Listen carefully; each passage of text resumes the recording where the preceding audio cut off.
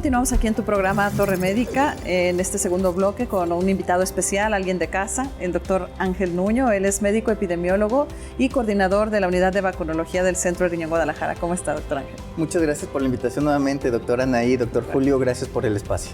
Gracias por estar aquí. Bueno, pues hemos tenido la dicha y oportunidad de contar con su presencia en otros programas, hablando sobre vacunación, sobre COVID. Y pues precisamente conjuntando estos dos temas, doctor Ángel, quiero que nos platique un poquito a la audiencia qué sigue, qué va a pasar ahora en esta fase de próximo invierno. Ya hablábamos con el doctor Antonio Luébanos sobre la influenza, pero ¿qué pasa en materia de COVID?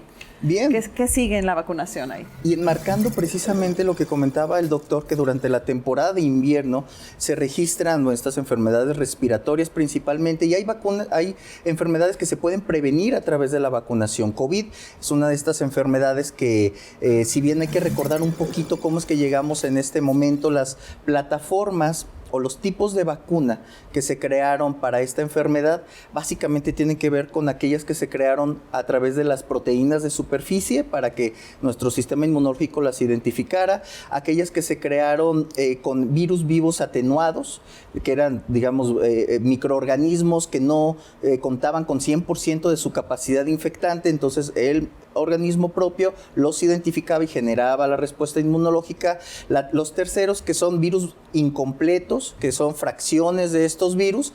Estas dos tecnologías ya habían sido utilizadas en otro tipo de vacunas anteriormente, y otro tipo de vacunas que fue la novedad, que fueron las de ARN mensajero, que era fracciones de material genético que traducían hacia una proteína de superficie para que pudiera nuestro mismo cuerpo generar esta proteína y que de esta manera hubiera una protección. Es decir, básicamente son 4 tipos de vacunas distintas. Esta última es aquella que los laboratorios empezaron a trabajar ya sobre las vacunas bivalentes, doctora. Cuando hemos escuchado, a ver, hay una nueva generación de vacunas, bueno, ¿a qué nos referimos? A que de estos tipos que acabo de mencionar de vacunas, específicamente la de ARN mensajero, ya se creó una vacuna con la capacidad de identificar el RNA del virus original, digamos, el primero que se conoció, pero esta actualización que tiene que ver con las cepas o las subunidades de Omicron.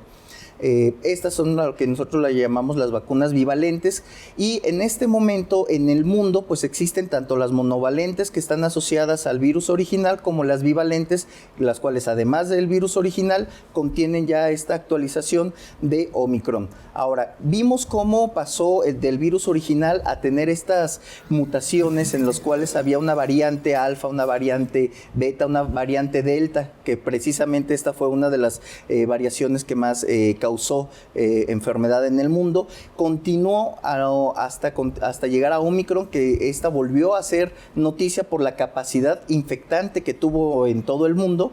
Actualmente una de las variantes que está predominando, que es la Eris, ¿no?, que es una subvariante de Omicron. ¿Y hacia dónde va esto? Vemos ya una subvariante nueva, ¿no?, que tiene mucho que ver con una de las cadenas principales o primeras cadenas de la variante de Omicron. ¿Esto a qué nos refiere? Número uno, que tenemos la certeza pues de que COVID pues es una enfermedad que continúa todavía. Para aquellas personas que de repente dicen, ya se acabó, esto ya no va a existir, esto ya pasamos, pues bueno, no. Tenemos la certeza de que sigue todavía circulando la enfermedad de la COVID-19, que sabemos que posiblemente seguirán existiendo variantes y subvariantes, y que la vacunación, esto es algo importante, que la vacunación que ha permitido reducir la enfermedad, sobre todo grave, hospitalización o muerte, seguirá. Y una pregunta muy básica es, a ver, doctor, de la vacuna monovalente a la vacuna bivalente, ¿hay mucha diferencia, o cuál será esta diferencia? La diferencia, como lo comentaba, es la incorporación de una nueva subvariante en la vacuna bivalente, pero los estudios demuestran que la vacuna monovalente actualmente sigue todavía protegiendo de una manera eficiente contra la enfermedad grave, contra la hospitalización. Por lo tanto, si tienen la posibilidad de vacunarse con la vacuna monovalente, es aún todavía da una muy buena protección. La vacuna bivalente, además de esta protección, tiene, digamos, un plus que es contar contra una protección específica contra una subvariante de Omicron, que viene siendo la B4, B5, que si ustedes recuerdan, estas variantes de Omicron no fueron muy letales, pero sí tenían una importante contagiosidad. Entonces, esa es básicamente. Ahora, ¿qué puede llegar a seguir? Hemos visto en los últimos días la noticia de la posible incorporación de vacuna privada en México. El propio gobierno federal manejó que a través de COFEPRIS ya está abriendo la posibilidad de que las farmacéuticas realicen este trámite. Entonces, bueno, esto también nos abre la posibilidad de que, al igual que en Estados Unidos, comience un tema de disponibilidad en medio privado en nuestro país, lo cual, bueno, fortalecería lo que es el acceso a la vacunación. Entonces, yo pondría manera de conclusión tener, número uno, sí la vacuna, no importa si es monovalente o bivalente, pero sí el tema de vacunación, específicamente en los grupos de alto riesgo. Dos, el tener en cuenta pues que esta tecnología de la vacuna bivalente, si bien tiene esta ventaja de una subvariante, pues bueno, sigue siendo la monovalente una excelente opción. Esperar también a ver la incorporación de la vacuna privada, y entonces una vez que se realice esto, pues estar al pendiente de los centros de vacunación o vacunología privados, pues que sean atendidos y que cuenten con la acreditación para que estos puedan ser, tengan la seguridad para que ustedes puedan acudir a ellos.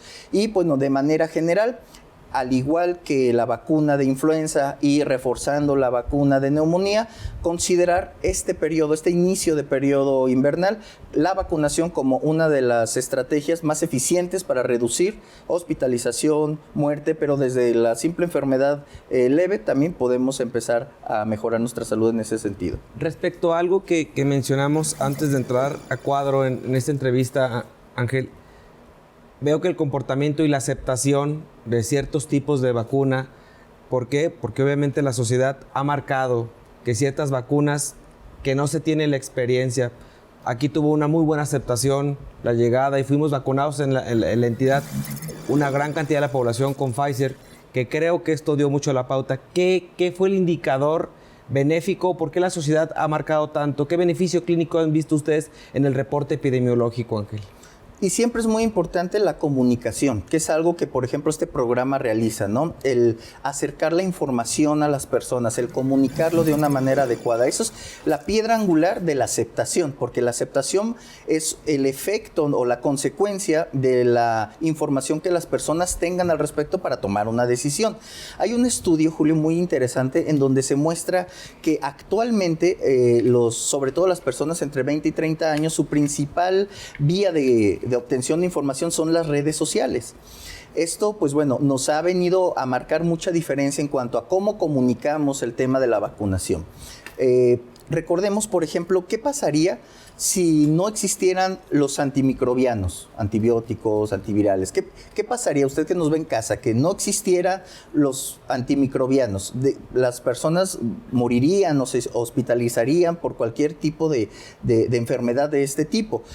Las vacunas vienen a adelantarse a eso, vienen a hacer un previo a evitar la enfermedad para que tu mismo organismo se pueda defender de esto, ¿no? Entonces, si nosotros tenemos la capacidad de poder comunicar lo que es una vacuna, lo que hace una vacuna, y de manera muy importante, porque también el doctor Antonio Luevano, nuestro maestro, ha mencionado, el decir efectivamente cuáles son aquellas aquel cuadro clínico inmediato que puedas tener después de la vacunación. Cuando hablamos de una vacuna, por ejemplo, y le decimos a la persona, te puede causar molestias locales, te puede causar inclusive sistémicas, aumento en la temperatura grave, una reacción leve. Las personas saben de esto, en cierta manera lo esperan y se pueden hasta prevenir. Es una mala estrategia de comunicación decir no te va a pasar nada, porque para cualquier síntoma asociado post-vacunación, la persona dice, me hizo daño la vacuna o no estoy de acuerdo porque sentí algo. Entonces, sí es muy importante comunicar de manera eficiente y asertiva que las vacunas te van a generar inmediatamente una respuesta para que tu cuerpo genere esta memoria inmunológica. Entonces, es solamente cuestión de comunicación. Siempre que vayan a vacunarse, pregúntenle a su médico, a su enfermera, oye, ¿qué voy a sentir inmediatamente después de vacunar? Doctor, y bueno, comentabas sobre la probable apertura en el medio privado de la vacuna, pero ¿sería monovalente o bivalente? Habría que ver cuál va a ser la característica de la comercialización de la vacuna en México. Definitivamente esto tiene que ver con los permisos que otorgue la propia COFEPRIS para que pueda llevarse a cabo la vacunación en medios privados.